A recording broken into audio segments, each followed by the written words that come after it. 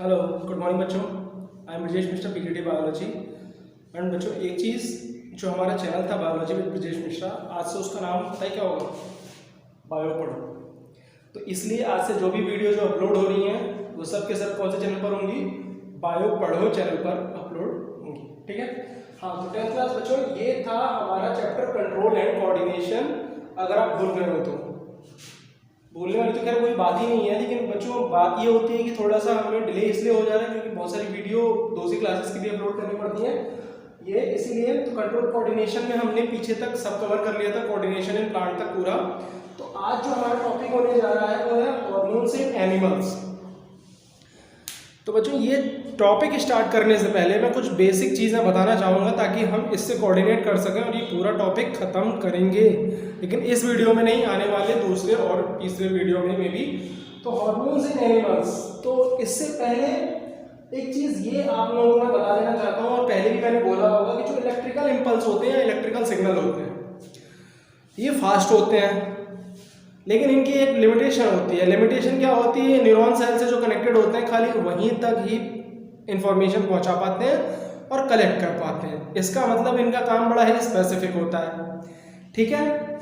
फिर दूसरा आता है, और ये कुछ ही सेल्स से जुड़े हुए रहते हैं, but chemical signal to all cells. लेकिन जो केमिकल सिग्नल होते हैं, केमिकल सिग्नल अभी समझ में आएगा क्या होता है। एक होते हैं इलेक्ट्रिकल सिग्नल और दूसरा होते हैं केमिकल सिग्नल। सिग्नल मतलब इम्पल्स, समझ में आ गया? तो केमिकल सिग्नल सभी सेलों तक अपने मैसेज को ट्रांसफर कर पाते हैं। कैसे?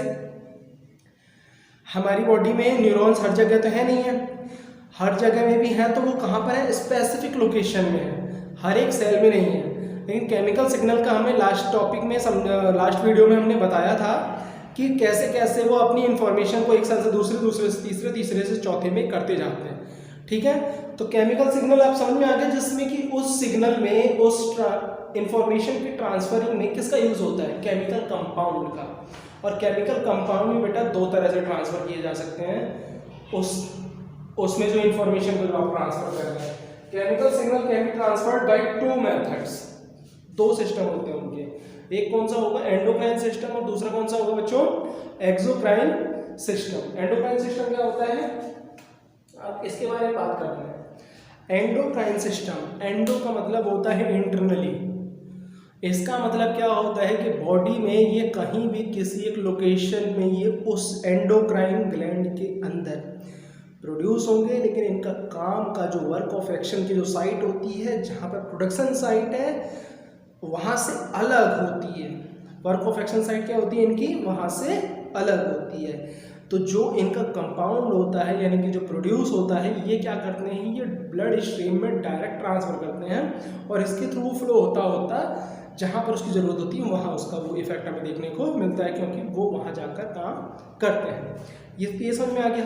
दूसरा क्या होता है कि एंडोक्राइन सिस्टम के अंदर में, एंडोक्राइन सिस्टम में किसी भी तरह के ट्यूब की जरूरत नहीं पड़ती। जैसे आपने आर्टरीज, वेन्स ये सब देखे होंगे, इस तरह की कैपिलरीज कोई भी ट्यूब की जरूरत नहीं पड़ती। ये क्योंकि इनका क्या होता है, जहाँ पर भी ग्लैंड है इनकी, एंडोक्राइन ग्लैंड, वो वहाँ पर प्रोड्यूस करेंगे, और वहाँ पर ब्लड तो देखो पूरी बॉडी में फ्लो कर रहा है। ब्लड पूरी बॉडी में हमारा फ्लो करता है, तो जो ब्लड फ्लो कर रहा है वो ब्लड में ही डायरेक्ट ट्रांसफर कर देते हैं। क्लियर हुआ?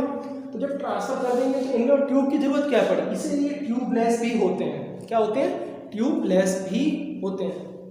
आगे समझो। एक्सोक्राइन सिस्टम, एक्सोक्राइन का क्या मतलब होता है कि ये ट्यूब विद ट्यूब होते हैं। ये विद ट्यूब इनका सिस्टम किस तरह से होता है? इनकी पूरी बॉडी में कहीं ना कहीं, पूरी बॉडी नहीं बोलेंगे, अपने ग्लैंड के आसपास जहाँ पर भी इनका काम होता है, जैसे जो भी ग्लैंड है, एक्सोक्राइन ग्लैंड, वो प्रोड्यूस जो करेगी, जो भी कंपाउंड बनाएगी, वो वहाँ पर अपने जहाँ पर भी उसके आसपास या वहीं पर जो उसका काम होगा वहीं करेगी। तो इसीलिए इनकी जो ट्यूब होती है उसके आसपास ही एरिया में बिछी हुई रहती है।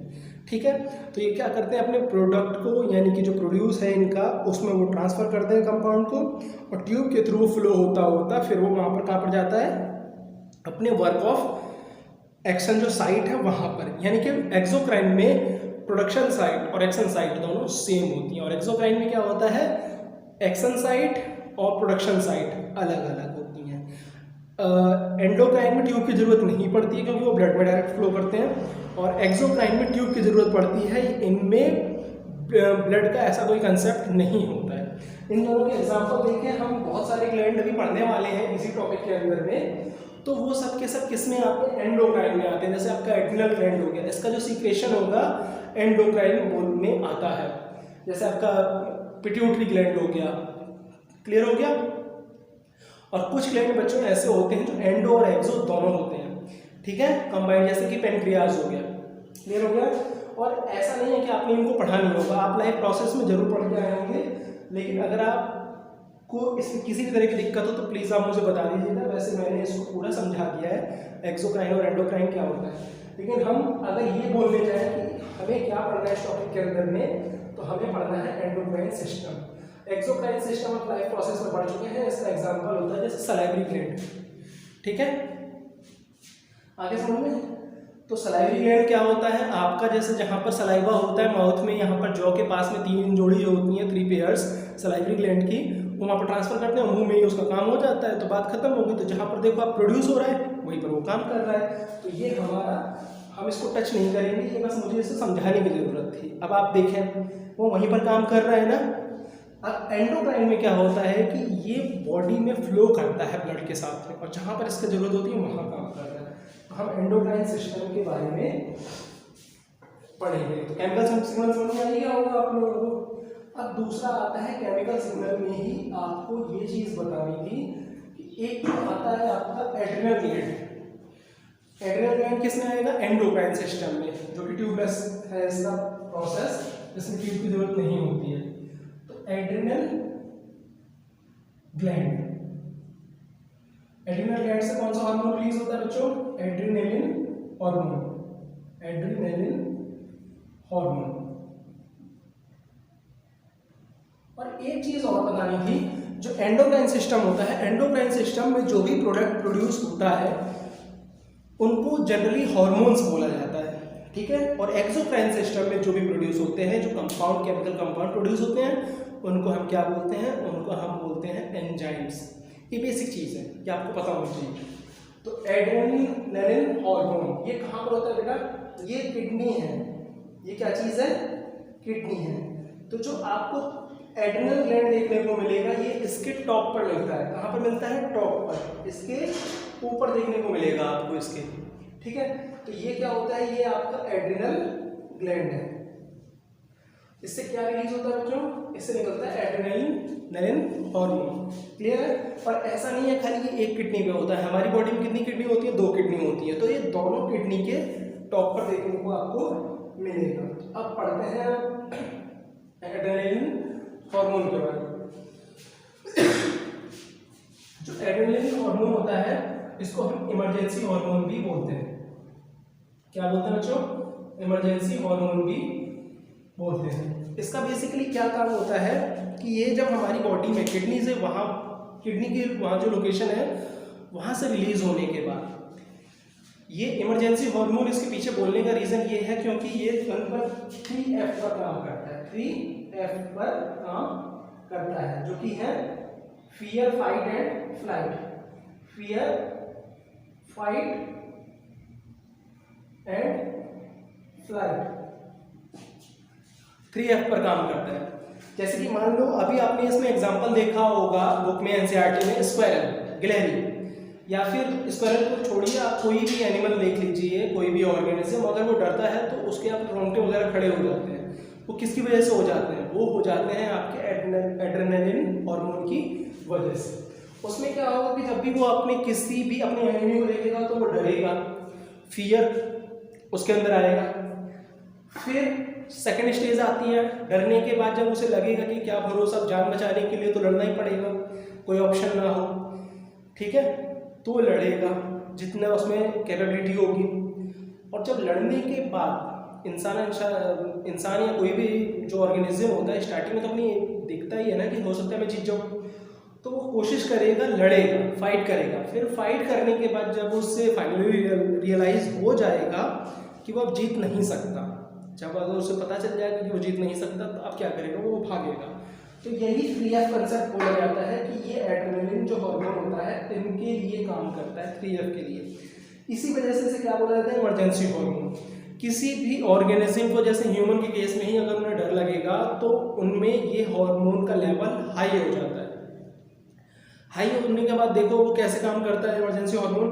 एड्रेनलिन हार्मोन क्या होता है कि जब हमें किसी चीज़ को देख के डर लगता है तो इसका लेवल कंसंट्रेशन बढ़ जाता है ब्लड में। फिर हमारे जो हेयर्स होते हैं वो खड़े हो जाते हैं, स्किन पे जो भी हेयर्स होते हैं वो रोंगटे जैसे बोलते हैं, वो खड़े हो जाते हैं। खड़े होने के बाद फिर क्या होता है, हमारी जो ब्रीदिंग रेट होती है वो बढ़ जाती है। ब्रीदिंग रेट इसलिए बढ़ जाती है क्योंकि जो हमारे जो स्केलेटल मसल सेल हैं उनको ऑक्सीजन की ज़्यादा ज़रूरत होती है। क्योंकि मान लो डरने के बाद आपने देखा होगा लड़ना भी तो है ना, उसके लिए भी तो एनर्जी चाहिए। और जो भी आपका जो डाइजेस्टिव ट्रैक्ट है वहाँ से और उसके आसपास से ब्लड कलेक्ट करके कहाँ जाता है, आपके हार्ट की तरफ पंप करना शुरू करता है, इसलिए आपकी हार्ट बीट भी बढ़ जाती है। सांसें तेज चलने का रीज़न क्या होता है कि जब आपको ऑक्सीजन की ज़्यादा ज़रूरत होती है वहाँ पर, और आपके स्केलेटल मसल उनको पूरी बॉडी को एक्टिवेट करने के लिए, तो आपके डाइजेस्टिव सिस्टम से सारा ब्लड किधर चला जाता है और ऑक्सीजन किधर ट्रांसफर हो जाती है, आपके स्केलेटल मसल की तरफ। ये इस तरह से पूरा प्रोसेस हमें देखने को मिलता है और इस तरह से ऑर्गेनिज्म पूरा का पूरा प्रिपेयर हो जाता है डरने के बाद में फाइट के लिए और फ्लाइट के लिए। क्योंकि फ्लाइट में भी भागने के लिए भी एनर्जी चाहिए होगी वहाँ से, और आप फाइट तो देख ही रहे हैं। क्लियर हुआ? तो इस तरह से पूरा एड्रेनलिन हार्मोन काम करता है। क्लियर हो गया? और उस टाइम पर ये आपके ग्लूकोज का ब्रेकडाउन भी जल्दी करेगा ताकि आपकी एनर्जी मिल सके, ऑक्सीजन का करेगा। और जो आपका डायाफ्राम होता है, डायाफ्राम कॉन्ट्रैक्ट हो जाता है। आप लाइफ प्रोसेस में पढ़ के चुके हैं कि जैसे आप अगर सांस लेते हैं और जल्दी जल्दी सांस लेंगे तो जो डायाफ्राम इस तरह से होगा आपका, वो जैसे ये इस तरह से होगा तो वो फ्लैट एंड हो जाएगा। कैसा हो जाएगा? फ्लैट एंड हो जाएगा, कॉन्ट्रैक्ट करेगा। और जो एक्टिविटीज होती हैं वो जल्दी जल्दी वहाँ पर मूव करना शुरू कर देती हैं। तो एड्रेनलिन हार्मोन का आपको मीनिंग समझ में आ गया होगा और इसका रोल समझ में आ गया होगा, ये किस तरह से काम करता है। ठीक है? और जो बाकी नेक्स्ट जो भी बचे हैं हमारे हार्मोन्स, हम नेक्स्ट क्लास में पढ़ेंगे। Thank you.